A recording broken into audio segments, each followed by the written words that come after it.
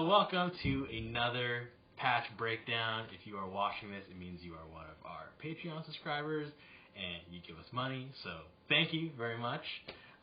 Today with me we have Indigogogo, aka Indigo King. I guess that was backwards. Indigo King, aka Indigogogo. Not to be confused with Indiegogo, the popular crowdfunding service. This is Indigogogo with three goes, not two, three goes. Anyways, Indigo performed at the last Modular Nights. You performed at the last Modular Nights and did a killer job. I'm super stoked to dive into this patch because it seems like there's a lot of crazy stuff going on. I don't even know where to begin, honestly, because at least from what I gather, it's so dense and there's so much going on. So let's maybe just start with a little bit of your background, kind of, because you haven't been doing modular for very long, right? So kind of, how'd you get into that, and what kind of drew you to it? Yeah, I guess, so long, like in a previous life, long ago, in a galaxy far, far away. No, actually in Austin, Texas. It's pretty far. Around 2005. Whole other world over. I was doing like a live PA thing with an old Electribe sampler and a Juno 1 synthesizer and a microKORG or mini Korg, whatever it was called. Yeah. And like a microphone, playing at weird like psytrance renegades around Austin. And before that, had like DJ drum and bass at a lot of raves when I was like a teenager. And then before that, had played in a lot of played drum set in a lot of metal bands. Okay. So all growing up was like metal bands until basically until I took ecstasy for the first time. And then everything changed. And then everything was like raised, but I actually like skipped being a candy kid and went directly to being a jaded junglist, which is actually possible. I don't know what that means. Wait, can you kind of enlighten me a little bit? What does that mean? Well, a lot of people like have a candy kid phase when they first got into raves around like the early 2000s. Okay. And then only later got into drum and bass and became kind of like jaded. Okay, got it. But I kind of went directly to being a jaded junglist. Got it. Yeah. Okay, gotcha. I understand. But then around 2000, I moved here in 2007, and when I did that, I was moving here for grad school, and I sold all my gear, and Ableton was kind of like the new cool thing, and my plan was to continue making music while I went to grad school, and to do that all on Ableton, but grad school was like a full-time job on the computer, and I just like never gelled with using a DAW, and that, I struggled with that for like a year to try to make music, and then that was like, however long, 13 years ago. Wow. Then I moved up here and just kind of have not touched music, and then until just like this last May, I was like, let's just not have any like big goals, but just play around, just get some gear and fuck around with it, because it's fun to play with. Right. And I got this MPC-X, because it was shiny, and you don't have to use a computer, and finger drumming is fun. Yeah, totally. And I'd never even really heard of like CV before, but it has a bunch of CV outs. Right. And so then I was learning like, what's a CV? And then that led me to seeing pictures of these like fucking crazy insanity machines. And I was like, I don't know what that is, but I want one. And then so I got like semi-modular synth in June. Okay. And What then synth? Mini Brute 2. Okay, nice. Did you have the full keyboard version? Or just I mean, I don't play a keyboard at all, but it was a keyboard version. And then did all of the like patchbook recipes and kind of like got kind of the vibe of like how it works. Yeah. And then I was like, this is all I want to do. And then so immediately sold that, and then got my first very small case, which of course like fills up much more quickly than you think so. And then as soon as I filled it up, I was kind of like, I'm doing this all wrong. I don't want just like one really complicated synthesizer. I just want to like, I want to put a rave. I want to take a rave and I want to put it in a box. Wow. Whole rave in one box. Okay. And so then, I went to my first Modular Nights in like I think it was the metal one in October. Oh! The reason I laugh is because that was the whole mess. You know, it was yeah, that's funny. That was your first one. Yeah, totally. And then just kind of kept going, and then was like, okay, I need an even yet bigger case. But I'm going to, like, try to figure out, you know, how to, you know, my goal is to, like, find one case where it's, like, one box. It's a box that I can pick up and take places, and, like, the entire rave is inside that box. Yeah. And then, like, the other goal is, like, I'm not a purist about, like, analog or anything. Okay. But I'm trying to be a purist about synthesis, not samples. So I only have, like, one sample player. I'm only using, like, one sample player for one voice out of everything, and then all the rest of the drums are synthesis. Okay. Too, because it's just more fun that way. Yeah. Okay, right on. Wow. Okay, so kind of, you know, hearing your background and, you know, wanting to put a rave in a box, and that all of a sudden the pictures become so much more clear. Because I definitely get that vibe from the music you had played at the Modular Nights. So maybe kind of walk us through, you know, some of the various sound sources, and then maybe also some of your performance / patching techniques. Yeah, we'll kind of go from there. So this box is broken up kind of into. So I was at Velocity, kind of put all these ideas in my head. Like, so one, DivKid, like, didn't actually explain what he was talking about, but during his talk, he was like, we're using this kind of, like, zonal organization of putting things in zones. Sure. He just kind of said that offhandedly, and I was like, okay.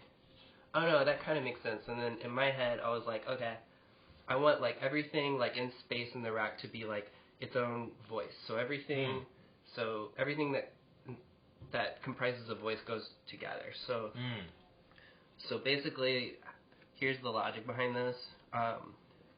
So bottom row is sequencer and mixer. So this is kind of your control. This is like station. the control zone. Then, like, when I'm, like, playing music and also, like, writing music, most of the time I'm standing down here doing stuff. Right.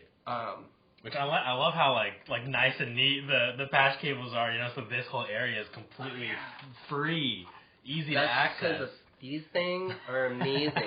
This would like look like a crazy rat nest otherwise.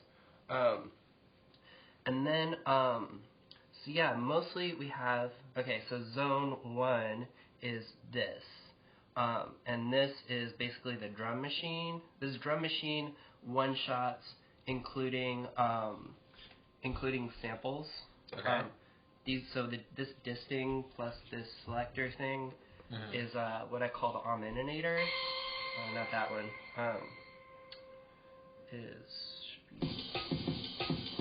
The amen break, yeah. Yeah. But the cool thing, I don't know if you can see it in the camera, but Acid Rain Technology has this utility module called the selector. Mm-hmm. And all it is two attenuators in series. Sure. And so how I have it set up, along with this disting, is that this slider will select which sample. Ooh. So it's really easy to just on the fly just switch samples. Yeah, totally. Wow. But the fun thing is, here, let me load a blank pattern. If we were to load, say, this, and then we're going to mute everything except for that voice. Sure. And then just make it so we got, that should go.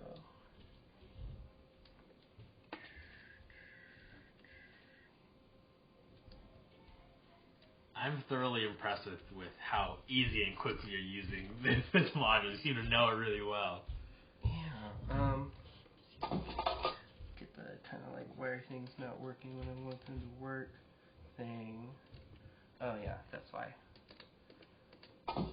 So here's like. So you're like retriggering the sample. And the nice thing about this is that for this one player mode of the disting sample player, it will time stretch it to your BPM, right? So if you're playing Really? this, Huh. right, and then you can do this like slow down record thing, and then you can do it back up. Wait, that's so cool. Fuck yeah, it is. So you don't have to really pay much attention, when you're loading samples to the BPM and the timing of it. Yeah. Because it'll stretch it for. That's crazy. So that way. Why don't more sample players do that? Yeah. So if you so here's what makes it the augmentator instead of just the sample player. Sure. Is the augmentator is like here you're selecting like which sample.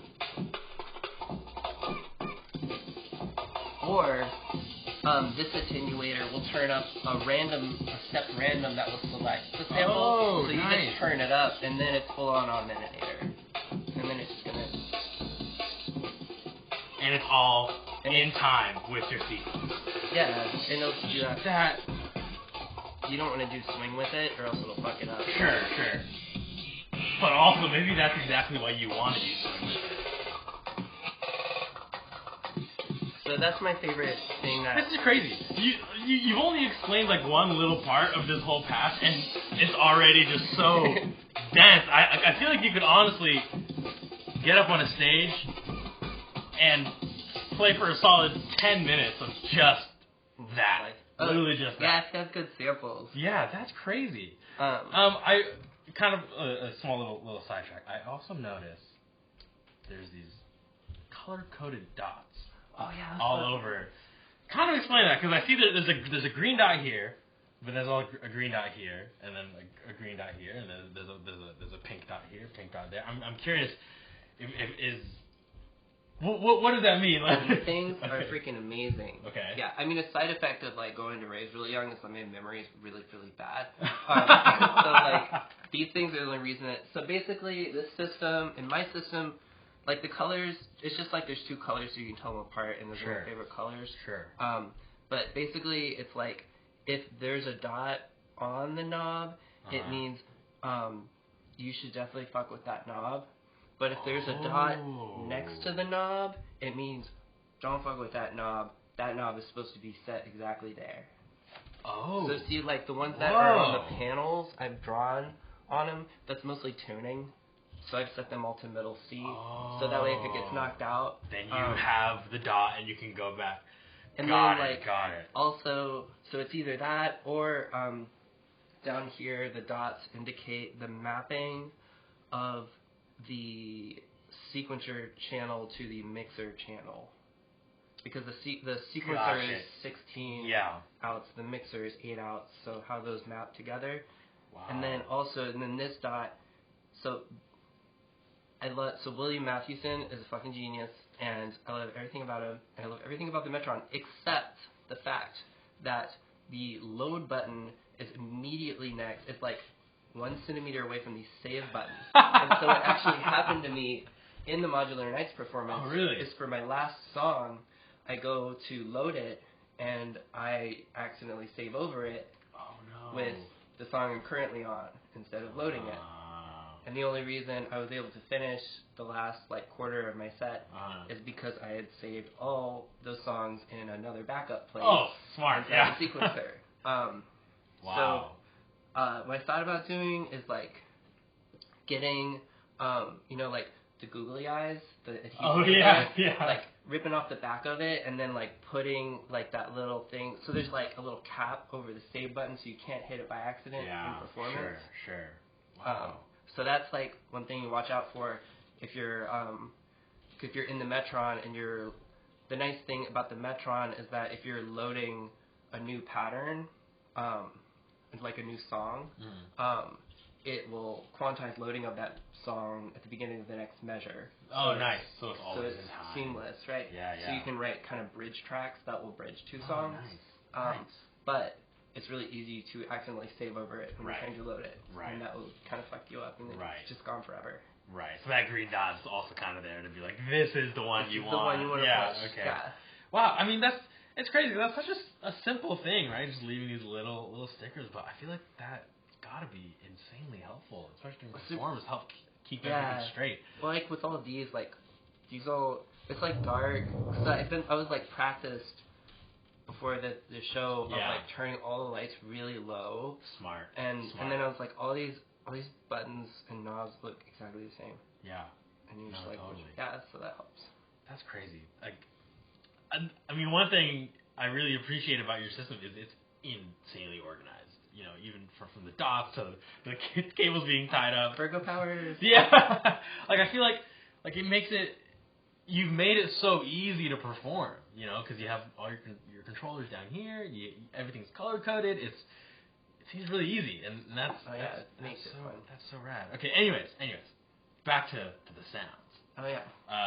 So you talked about your what'd you call it, the amaninator? The amaninator. Yeah. Okay. It plays amen. Yeah. Oh man, that alone is fantastic. But anyways, so what else is going on in this drum section? Drum kit. So the Crater is awesome. One nice thing about the Crater is it's a kick drum with sustain. Okay. And then you can do gates of arbitrary length on the Metron, right? And so that means that besides being a kick drum, it'll also be your sub-bass voice. Nice. So if you turn off, like, if you just make it, you know, this kind of weird sine wave thing, and you just want, like, a purely sub-bass voice, that'll just be that, and then everything else can do other stuff. Wow. That sound really speaks to the trap, hip-hop loving millennial in me. Oh, yeah, exactly. And then, so it's just like kick drum, prod kick drum, and then snare, and then clap. And this is the fun thing about synthesis, not samples with drums, is that, you know, having the continuously varying parameters, stuff like that, right? It's really fun. And then the next four, so it goes in fours. So, okay. Nice. So kick, snare. The next four is cymbals and one shots. Oh, nice. Okay. So you got another W&D product, the Crucible. Is like these really, really nice. Ooh, whoa! The tail on that sound. Yeah, these like really nice ride cymbal sounds. That's like a physical modeling one, so it just sounds really pretty all the time. And then just some hats. Yep. Eliminator. Yeah. I don't need to turn that up as much. This is the Manus Pterodos. Oh, Everybody nice. loves that, Okay, right? yeah. That one's great for like weird one-shot things. Wow. And then, so that's the first 8. And then, so the first 8 is drums. The second 8 is synth voices. Okay.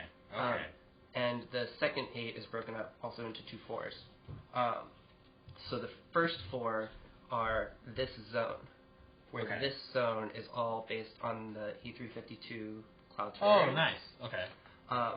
It's just it's a combination of that and the chainsaw. So everything in quad number 3 is being controlled by the architect and its expander, the triad. Okay. And so you've got one bass sound that's going through the LXD, so the low pass gate. Yeah, you've got a strike of that.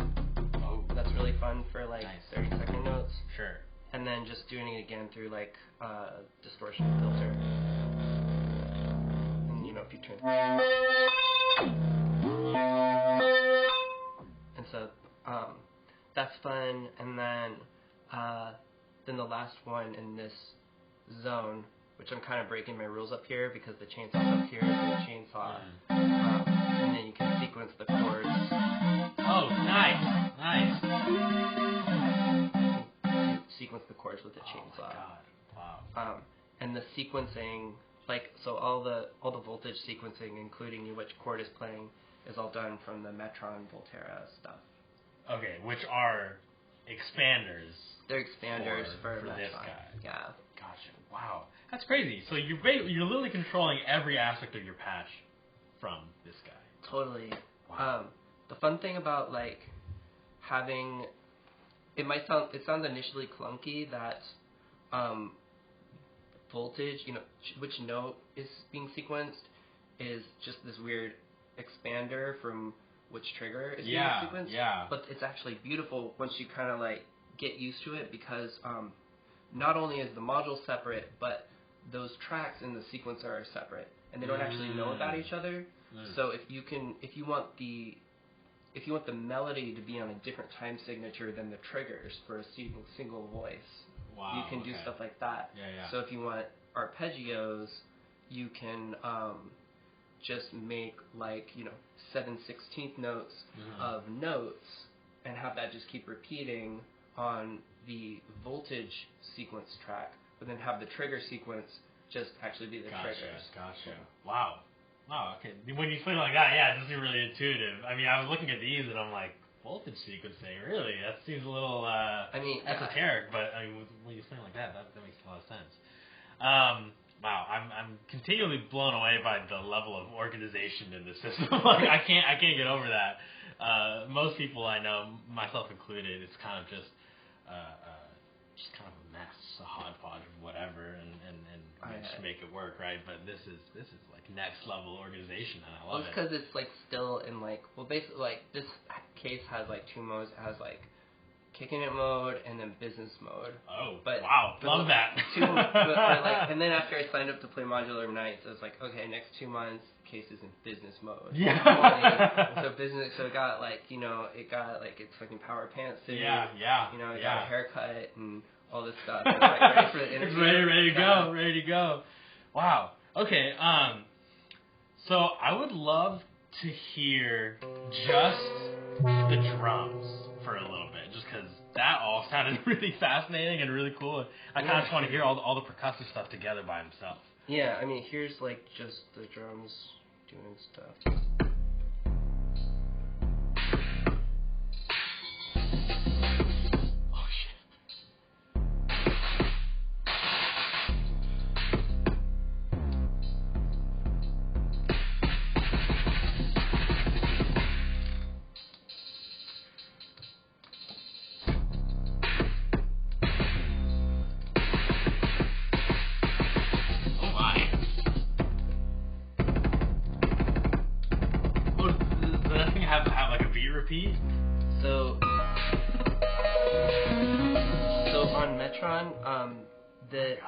The interface we're looking at now is not for sequencing, but we're in what's called fill effects mode. Oh, okay, got it.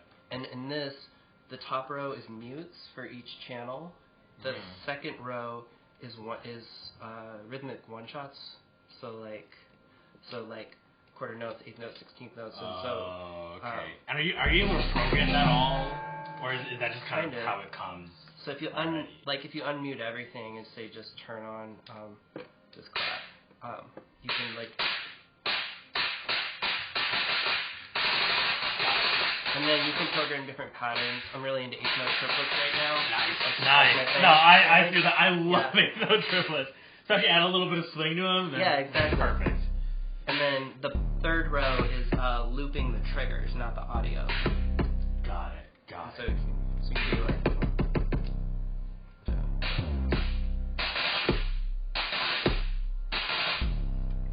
So when you perform, do you find yourself mostly into this mode where you're kind of doing fills and mutes? Yeah, I haven't ever like tried to do live sequencing. It's all already written. Sure. And then it's just all in this mode, like fucking around with that stuff, and then also turning knobs. Yeah. That's about it. Well, I mean, it's nice because then you don't have to worry about the sequences. You don't have to worry about the content. You can just jam on it, and it's always going to sound nasty. Yeah. Well, when I first got the WMD mixer, I was like, how dare you make such a beautiful mixer without mutes? And there's like an expander for it, but then like the fact that you can do all of your muting of the triggers instead of the sounds. Right. And that you can do it in this way where you can just slide across. And because I've organized the triggers into like kind of coherent sections, if I want to like turn on just the kicks and snares, you just click right there.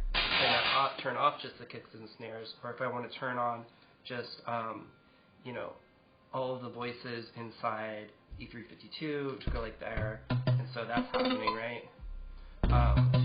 Well, and the cool thing too about muting triggers versus muting audio is you never have to worry about the samples popping or audio popping or anything, because it's the triggers, not the actual it's sound. just never happening. And just being able to just do that slide move is just really fun. So if it's all like happening, like there's blah blah blah blah.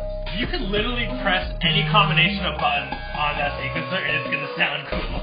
Oh yeah, totally. Fun thing is to like drop out the drums and then like and then turn back. Oh my goodness. So is there a way like to like not individually mute but to like group mute things so you can like take out all the drums at once? Yeah, they have a thing called called mute scenes. Okay. That I've never done it. Okay, gotcha. But they have mute scenes and there's also like Voltaire scenes. That's like that I don't know how it works. Okay. Wow. That's crazy. Anyways, there's that, and then where were we? And then last thing is like fiddle rings, doing ring stuff. Oh, nice. And then the last two are I've been like playing with analog FM a bunch. Nice. And the 0-point oscillator from SSF. Okay. Being like FM'd from this TSL thing. Yeah. And then so that's this like kind of sound. And then like squelchy kind of. Yeah, it's like an FM. Yeah. But if you turn it into, this is like one of the performance knobs of like turning it into zero turning it through zero, the through zero part. It's basically, from my takeaway of what through zero means other than the math part, is like it makes everything sound fucked up and crazy, but cool. And kind of out of tune. Okay. So that's like through zero move, so it can be like, and then it's also, you can change the waveform in this like mixer. Okay, nice.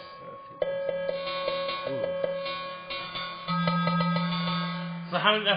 That's 4 synth voices then, right? Because you have the chainsaw, the clasharium, the rings, and then the through zero. 0.0 through zero. Yeah, I guess 0 it's point, like 4. Yeah, it's clasharium, chainsaw, the ZPO, and rings. Okay. So then, what's your effects channel like? Because I mean, similar. Because you've kind of been talking about how your system's kind of broke up in all these different zones. I see kind of like an effects zone. Oh yeah, here. effects zone. So kind of what's that kind of looking like, and how are you? Effects zone is just like there's 2 send return effects.